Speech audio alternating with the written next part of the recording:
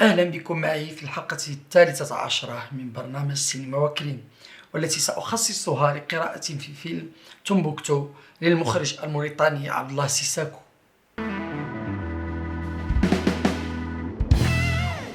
يعيش كيدان رفقة زوجته ساتيا وابنتهما التي تبلغ من العمر 12 سنة بنواحي مدينة تومبوكتو المالية التي سيطر عليها الجهاديون منذ فترة. وما أن يقتل كيدان عن طريق الخطأ صيادا للسمك بعد أن يكون هذا الأخير قد قتل إحدى بقراته، حتى تنقلب حياة الأسرة الصغيرة رأسا على عقب إثر حياة سعيدة وهانئة. فيلم تومبوكتو مليء بمرجعيات سينمائية خالصة، خصوصا تلك التي تتعلق بالسينما الغربي الأمريكي الويسترن، والتي يعترف سيساكو في حوار معه أنها النوعية من الأفلام التي جعلته يحب السينما ويصبح صانع أفلام. ونحن نجد بالفعل في الفيلم مشاهد ولقطات تحيل على أفلام جون فورد وغيره من رواد هذا النوع السينمائي، بالخصوص تلك التي تصور فضاءات الصحراوية الواسعة. أما المشهد الافتتاحي لتومبوكتو فيذكرنا بالمشهد الافتتاحي لفيلم الشيء The Thing المنتج سنة 1982 لجون كاربنتر، حيث يطارد جنود يركبون مروحية كلبا ويطلقون عليه الرصاص، فيما في تومبوكتو يطارد جهاديون يمسطون سيارة ذات دفع رباعي بصحراء قاحلة غزالا مذعورا ويطلقون عليه الرصاص دون قتله. من بين أهم مشاهد الفيلم وأجملها وأبلغها معنى ذلك الذي يلعب فيه شباب كرة القدم بدون كرة حقيقية، ويذكرنا بالمشهد النهائي لفيلم بلو أب للمخرج الإيطالي أنطونيوني، والذي تتابع فيه الشخصية الرئيسية في الفيلم فتاتين من تلك النوعية التي نجدها بالسيرك يلعبان مباراة في كرة المضرب بدون كرة. ونجد مشهدا آخر مشابها بفيلم آخر هو مكترون للمخرج الكوري كيم كيدوك،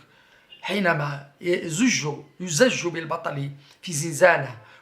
ويشرع في لعب الجولف بدون كرة، وبعدها يتعمد أحد السجناء الآخرين أخذ الكرة الوهمية من مكانها، يتهجم عليه البطل محاولا انتزاعها منه بالقوة. ومشهد فيلم تومبوكتو أقرب لمشهد فيلم كيم كيدوك منه لفيلم أنطونيوني، لأن المشهدين يحييان تقريبا بنفس المعنى، وهو الاحتجاج وإمكانية تجاوز المنع ومجابهته، بخلاف فيلم أنطونيوني الذي اشتغل فيه على الإيهام الذي بإمكان الصورة عموما والسينما بالخصوص أن تعطينا إياه. رغم أن بفيلم تومبوكتو لحظات سينمائية قوية اعتمد فيها المخرج على بلاغة الصورة، إلا أنه يشكو أيضا من ضعف بائن في المشاهد الحوارية التي تسقط في المباشرة والتقريرية، والتي أتت خارجة عن السياق الجمالي الذي حاول سيساكو وضع أحداث فيلمه فيه. وقد تجلى هذا الضعف بوضوح في تلك المواجهات الكلامية بين إمام المسجد المعتدل والجهاديين، والذي يحاول طيلة لحظات الفيلم إقناعهم بوجهة نظره المختلفة عن تصورهم الذي يريدون تطبيقه في المدينة. وجهة نظر هذه التي يتبناها المخرج على ما يبدو ويحاول تمريرها على لسانه، لكن يظل المشهد الذي نرى فيه جهاديا وهو يرقص، وبالتوازي مع ذلك نشاهد حبيبين يرجمان حتى الموت، من بين المشاهد التي تفوق فيها سيساكو في إيصال تصوره دون حاجة للجوء إلى الخطاب المباشر، والذي شكل النشاز في السياق العام للفيلم. فهو هنا يظهر من خلال الصورة فقط أن للجسد قوانينه وحاجاته التي لا يمكن لأي سلطة أن تقف في وجهها. ليس العنف في فيلم سيساكو مبررا بالضرورة بدافع بعينه، فهو بالنسبة له كان وسيظل مكونا من مكونات الشخصية الإنسانية، وهو يظهر ذلك في عدة مشاهد، أهمها مشهد يقوم فيه كيدان في فورة غضبه بأخذ مسدسه بعد مقتل بقرته المفضلة، ويتجه إلى قاتلها الصياد أمادو ونواياه غير سلمية تجاهه. ورغم أن مقتل الصياد سيأتي بطريقة الخطأ بعد معركة بين الاثنين، فإن سيساكو يريد بهذا القول أن العنف خصلة بشرية ليست بحاجة سوى لبضع أسباب، وقد تكون الدوافع جد بسيطة لكي تنفجر فجأة تلك الفورة الكامنة بداخله، والتي لا ينتظر سوى الشرارة التي تشعلها.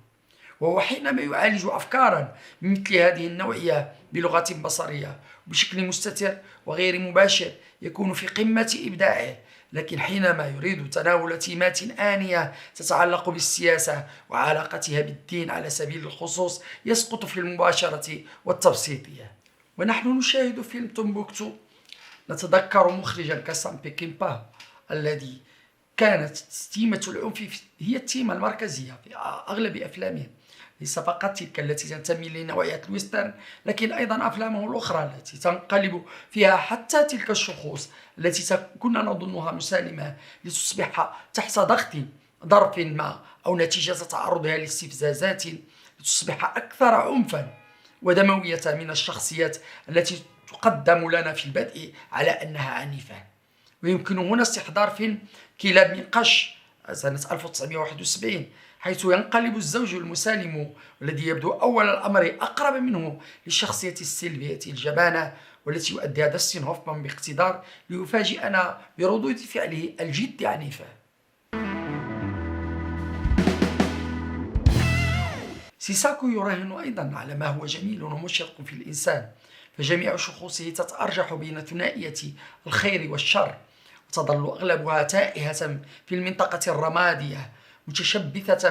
ما أمكنها بما هو إنساني فيها. الشخصية بالفيلم مكتوبة بشكل جيد، وسيساكو لم يصور الجهاديين على سبيل المثال كما نشاهد في العديد من الأفلام الغربية خصوصا الأمريكية كشخصيات نمطية أو كاريكاتورية بعيدة عن الواقع، بل هم شخوص من لحم ودم تتجاذبهم المشاعر الإنسانية بما فيها من ضعف وقوة وجمال وقبح، وكأننا به يريد القول أن الإنسان يحافظ على ما هو إنساني وجميل فيه حتى وهو في قمة عنفه وتوهانه. وقد ساعد في جعل شخوص الفيلم تتمتع بنوع من المصداقية عند المشاهد استعانة عبد الله سيساكو بممثلين هواة يساندهم ممثلون محترفون، الأمر الذي أعطى لبعض الأدوار تلك العفوية التي كانت تحتاجها وأبعدها عن التصنع والفذلكة.